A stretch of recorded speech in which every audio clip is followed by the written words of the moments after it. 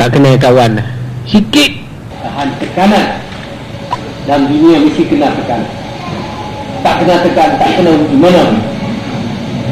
Contoh Rasulullah tu berapa kali kain makan tak makan pada dia. Nak dibagikan rumah pada dia tak kena, asalkan berhenti kau dia berdakwah tak, dia tak berhenti. Begitu dia tetap berdirian pegangan hidup dia cukup betul. Kita minta supaya kita dapat macam dia, bukan nak jadi dia. Turut macam dia berapa persen boleh? 20%?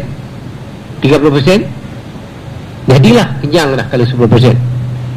Minta dalam sembahyang khas, macam mana dia minta? Dia sini minta sabit qalbi ala dinik, tetapkanlah hati saya di atas pegangan hidup denganmu, jangan bergoyang. Minta. Nabi sendiri minta suruh tetapkan hati jangan bergoyang. Kita pun minta jangan bergoyang. Ada duit, tak ada duit, kaya, miskin, gemelik, dihina, sama saja. Minta. Susah, tak ada duit, sama saja. Minta. Itu tetap, baru tak kena penyakit jantung. Kalau tidak, orang kena penyakit jantung mana? Sebab dia kontak dengan apa? Dia kontak dengan benda. Tak ada benda, dia kuat lajim dia. Tapi cuba dia kontak dengan body berwujud. Benda ni apa nama dua? Ada, tak ada, sudahlah. Dulu ada pangkat, ni tak ada pangkat, ada pangkat kan, tak ada pangkat, aku boleh makan, boleh turun dia kat sebelah. Sebab dia tidak ada kontak. Dia tak perlu dengan zat body berwujud. Tapi kalau dia ada bohong di situ, tak ada masalah. Ini yang mahal sekali. Oleh itu kita harap pada maulud ini saya berhajat ubah sikap. Kalau biasa cakap bohong, ubah sikit-sikit. Kalau biasa tak boleh tunai janji, ubahkan tunai janji, baru boleh jadi. Ini kalau belum dapat kita berjanji, sumpah dah dapat ke kita, hilang.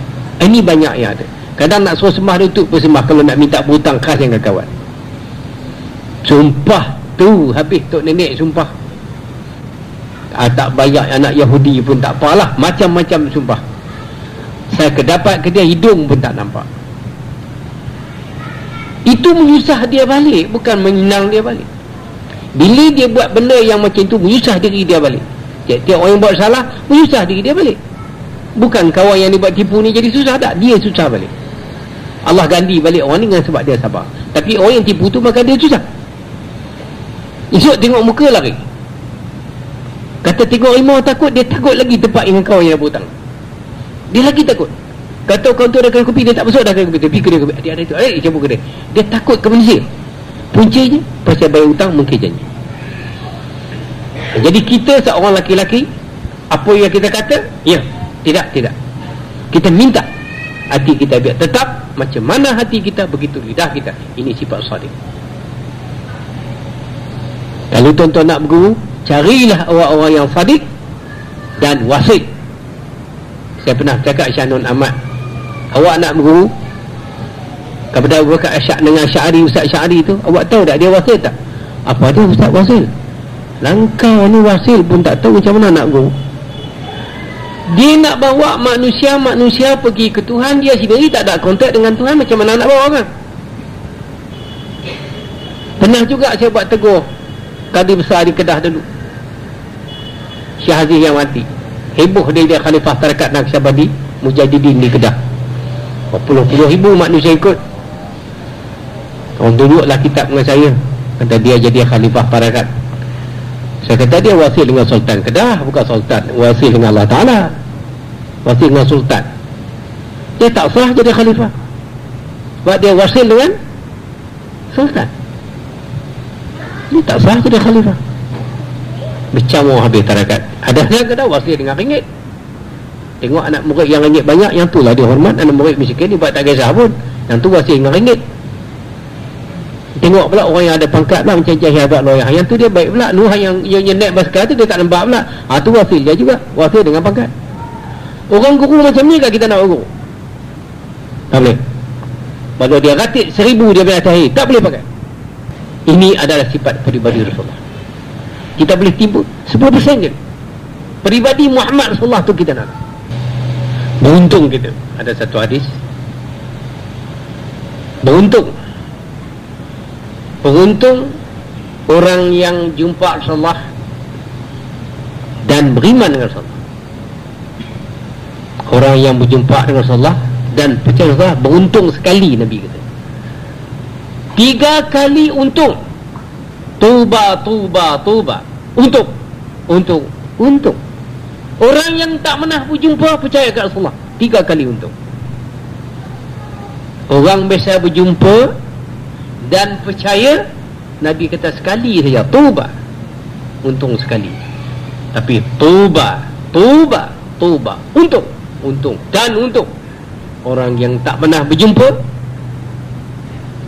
percaya dan kasih, 3 kali untung. Kita ni jarak jauh, bukan keturunan darah dia, tapi roh kita menggali satu keturunan. Bukan darah, tapi segi roh.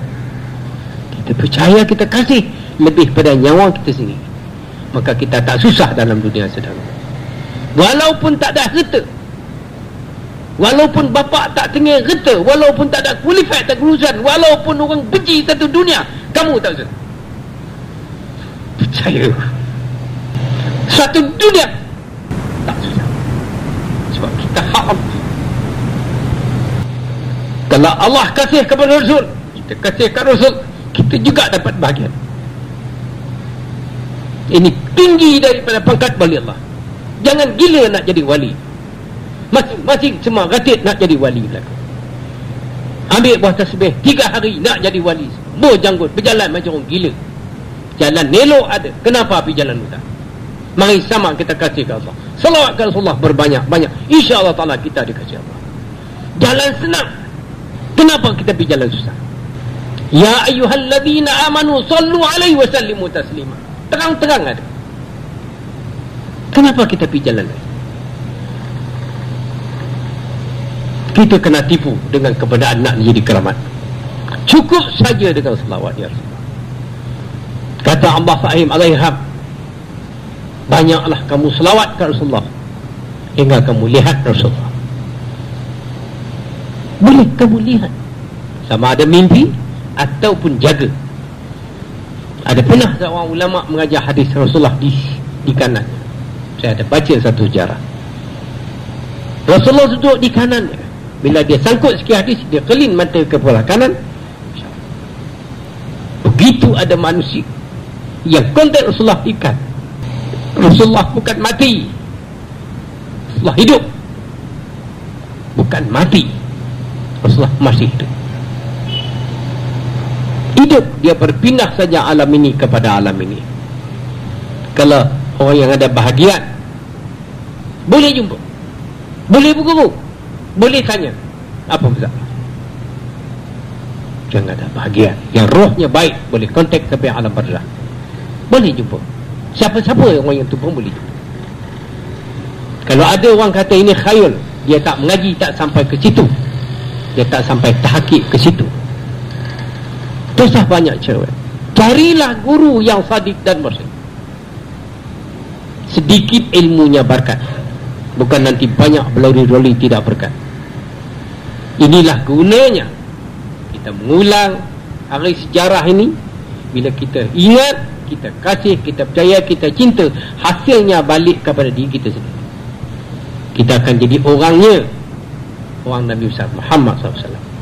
Kita tak mau jadi orang Firaun, kita tak mau jadi orang Qarun, kita tak mau jadi orang Dajjal. Ada 4 sekarang firqah manusia. Sekarang ada 4 firqah manusia dalam i'tikad, dalam ruh, dalam kajian, dalam fahaman. Ada manusia yang gila ringgit, tak kenal haram dan halal, asal ringgit semua halal. Itu Qarun. Ada manusia gila pangkat, Ajun dapat pangkat saya, aku tak ada peduli asal aku dapat pangkat. Siapa apa aku tak peduli. Maka ini gulungan kena. Ada gula manusia yang menghancur syariat Muhammad SAW, mulutnya manis nak membela tapi hakikat merosak. Maka ini gulungan Dajjal. Awas, hari ni kurun Dajjal. Nabi pernah berdoa, suruh kita berdoa, Allahumma inni a'udzubika min azabil qabri wa min azabil nar wa min fitnatil mahya wal mamat fitnatil masih ad-dajjal. Membela agama hakikat merosak. Nak membela Islam hakikat merosak Islam. Perhati dengan mata hati, jangan mata kepala tak nampak. Siapa yang Allah Ta'ala bagi dengan mata hati, maka dia dapat nampak. Patriarkah ada sekarang. Mana dia golongan Muhammad SAW? Pusing manusia hari ni, ujung dia duit. Pusing segala macam, ujungnya duit. Lebih-lebih dari Indonesia akan datang ke sini. Ujung dia semua duit. Minta maaf, kita dah buat penyiasatan dengan profesor, dengan bujangga, dengan apa, ujung dia duit. Tak Allah Malaysia ni pasar mencari wang pada orang Indonesia. Agama kah, buku kah, macam-macam, ujungnya duit. Semua jadi komersial. Agama telah menjadi komersial. Hari ni tarekat pula jadi komersial. Kemana orang ramai ni? Orang ramai percaya ke situ kena tipu, ramai sini kena tipu, ramai sini kena tipu. Apa hal orang ramai? Ini yang kita duga kita. Tapi tiap-tiap tahun kita ingat ini, maka ini ada satu semangat kita balik. Semangat kita balik cerita ke Rasulullah. Senang sangat. Nombor satu, jangan bawa. Yang kedua, amanah. Latihkan. Mudah-mudahan kita dalam sifat mu'min. Dan hari ini banyak kita selawat. Lebih-lebih malah jemaat. Kalau kita kasih banyak kita sebut, kita selawat maya-maya, hasilnya kembali kepada kita. Kita cinta kat Rasulullah tu balik kat kita. Kita melihat Rasulullah tu balik ke kita, bukan dapat ke dia, balik ke kita, hasil dapat ke kita, Pak. Kita puji Nabi Muhammad tu balik ke kita. Kita melia ke dia, balik ke kita. Bagaimana kuat kita melia dia, maka kemuliaan itu hasil balik kepada diri kita. Ingat, tak ke mana orang buat baik itu, balik dia yang dapat. Kita puji Rasulullah kasih itu, hasil balik ke kita, bukan dapat ke orang, bukan dapat ke Nabi Muhammad, dapat ke kita. Tuhan perintah, Tuhan cerita dia, innallaha wa malaikatahu yusalluna 'alan nabi. Allah Ta'ala sendiri, malaikat semua selawat ke Rasulullah. Dia cerita. Lepas tu baru dia perintah, ya ayyuhallazina amanu, orang yang percaya, orang percaya, orang mukmin, sallu alaihi wasallimu taslima. Sallu alaihi wasallimu taslima. Mukmin, mukminat yang percaya. Beruntunglah kamu, beruntung kamu tak pernah jumpa kamu percaya. Beruntung 3 kali pun Rasulullah kata. Ini sudah kita percaya, yakin. Lepas yakin, kasih. Lepas kasih, cinta. 4, InsyaAllah. Depan harimau yang ganas, tak dimakan kita. Api yang menyala memakan orang, InsyaAllah dipelihara Tuhan kepada kamu. Sebab kamu dah penuh dengan sifat kebenaran. Api yang menyala tak akan makan. Maka jadilah karamah, keramat kata orang. Bukan kerana kita amal ilmu nak keramat, tapi di automatik dia jadi sini. Kelebihan Rasulullah itu, sebab kita percaya, maka habis balik kepada kita. Itulah gunanya dan faedahnya kita memelia hari ulang tahun Nabi itu, akan balik faedah kepada diri kita. Saudara sekalian, sepatutnya bahkan sewajibnya kita mendidik anak-anak kita, saudara kita, supaya tahu konsep-konsep ini. Kerana walau muda-muda ni tuan tak mau, tua-tua besok kena nak. Mau tak mau, bila orang tua besok dia kena nak. Masa betul nak enjoy, tak boleh, kena asuh. Bila esok kita sekarang tak ada bahan, bila tua esok nak belajar susah. Kita perhati tengok yang mana orang bangkat-bangkat, berumur-berumur. Bila tua besok takut terketar-ketar sebab sejengkal lagi berasa nak mati. Dah dia berasa takut. Seksa-seksa Tuhan seolah-olah nak nampak. Jadi ya tak ya, kena kita buat bersedia. Kepujian ini adalah berharga kepada kita. Oleh itu saya harap dengan ulang tahun lahir ini kita ubah sikap. Nombor satunya, kita beramal pasal jangan cakap bohong. Kalau orang amanah dengan kita tunaikan. Kalau tidak boleh, jangan kita terima. Ketiganya, mari banyak khasnya malam Jumaat kita bersolat Rasulullah. Daripada muda-muda ni kita latih sehari 10 kali ke, 100 kali ke, yang eloknya 40 kali ke, yang sedapnya 100 kali. Lidah kita ni bagi dia basah, akhirnya lidah kita sebut akan marab kepada tubuh kita. Percayalah, orang-orang yang ngaji selawat, kita pegang badan dia. Orang-orang yang ingat tu, kita pegang badan dia, kita tahu. Pegang badan kita tahu, pegang tangan kita tahu. Pegang tangan dia, pegang badan, kita pejabat tangan, kita tahu. Ada rasa darah-darah, daging-daging, kulit-kulit yang terima selawat, yang terima ke Tuhan itu, lain kulit yang kita rasa. Percayalah. Kita tengok, kadang kita tengok muka, kita boleh baca. Kalau kita tempuh kulit, kita tahu orang ni tak nak sebut nama Tuhan semua itu. Orang ni muka ni tak nak sebut nama Rasulullah semua itu. Boleh tahu. Tubuh kita ni berkanak banyak. Habuan anak bini ada sikit. Habuan seks ada sikit. Habuan nak tidur tilam ada sikit. Habuan Tuhan ada sikit. Habuan Nabi pun ada sikit. Habuan masyarakat pun ada sikit. Jangan untuk kita dengan anak bini aja. Mana boleh. Esok kita mati, orang nak usung tak? Bini kita tak boleh usung. Dengan kerabat ada sikit. Ni kita kalau dah senang dengan kerabat langsung tak mau tengok, tak boleh. Tak lepas kita dari kerabat. Dengan jiran tak lepas, kawan rakan tak lepas. Jadi ada hak. Diri kita ni banyak hak. Bila ada hak, ada kewajipan. Kewajipan dengan Tuhan sikit, kat Rasulullah, kat anak bini. Ni kita tubuh 100% kat anak bini kita je kan? Boleh ke hidup macam ni? Tak sempurna hidup. Percaya. Jadi pada malam ini kita ubah sikap. Masyarakat kita kena ambil peduli sikit. Ni kita bentuk masyarakat baru, silat cakap khas ni. Ke Tuhan kena ambil berat banyak kat Rasulullah. Sebab tubuh kita akan liduri wa turab, roh kita yang tak binasa besok nang hadap Tuhan. Kalau kita tak biar berat ke sana, susah kita. Sebab kita bukan nak hidup sini saja. Mudah-mudahan dengan berkat maulid ini, mari sama-sama kita kasih, kepercayaan, kita cinta, kita beramal. Apa sifat-sifat yang Nabi buat? Sifatnya, perangainya, kelakunya, itu guna. Hingga pernah dia mengatakan, satu hadis, ada dua hadis, tak dibilang orang tu beriman dengan Allah dan Rasul dan hari kiamat kalau dia tak melihat tatamunya. Tatamu datang ke rumah, dia tak melihat, orang tu tak dibilangkan beriman dengan Allah dan hari kiamat. Tak dibilangkan orang tu beriman dengan Allah dan hari kiamat kalau dia tak melihatkan jiran-jirannya. Tak dibilang. Sebab itu kita, dia tu beriman, kita nak pergi rumah dia, kita tengok dia tu beriman. Bila pergi ada motorkar, ada hormat, dia hormat. Pergi tak ada motorkar, dia tak ada hormat. Bukan orang beriman.